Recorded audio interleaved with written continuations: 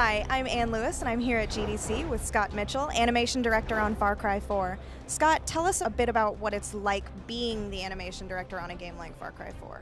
It's a huge responsibility, but it's a lot of fun. I got to work with teams all over the world, so it's a good challenge, but it's a lot of fun to see different development styles and try and get our vision across. Far Cry 4 has a massive open world. How do you even start to develop something like that?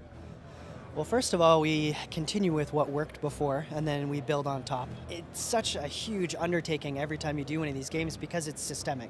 So the size of the animation systems is just phenomenal. So you have to make sure you have every little special case covered because the player is going to see it from every angle in all sorts of different situations. When we talk about games like this, we talk a lot about the systemic gameplay, but we never really fully discuss what that means. What does that mean to people who might not know?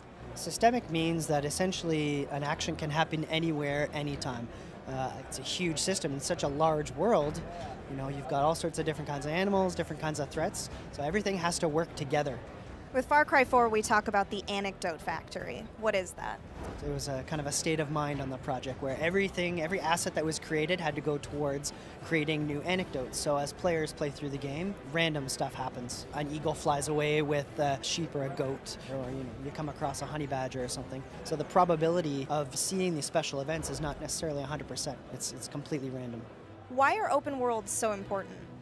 Open worlds are so important because it's all about player choice. Not everybody wants to play through the game in the same way. With Far Cry, it's definitely about being a sandbox, open world, playing through your way, experiencing all the anecdotes that are different from your friends.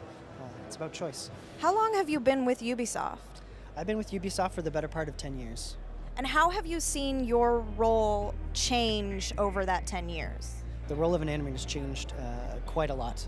In the beginning, it was as simple as an animator creating an asset and handing it off to a programmer.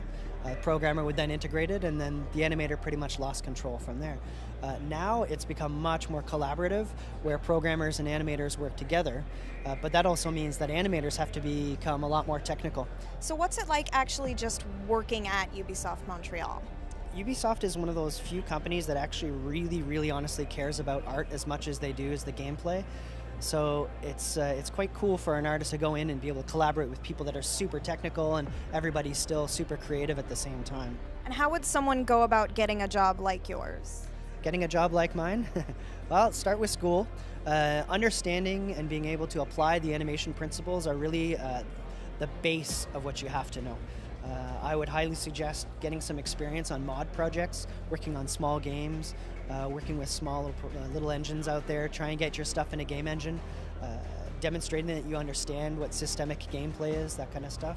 But also, being able to speak the language of another department really helps. So in terms of communication, being able to speak with a programmer, being able to speak with a game designer, if you can speak the same language as them, use the same terms while you're trying to describe something, communication is much easier, and that's definitely a key.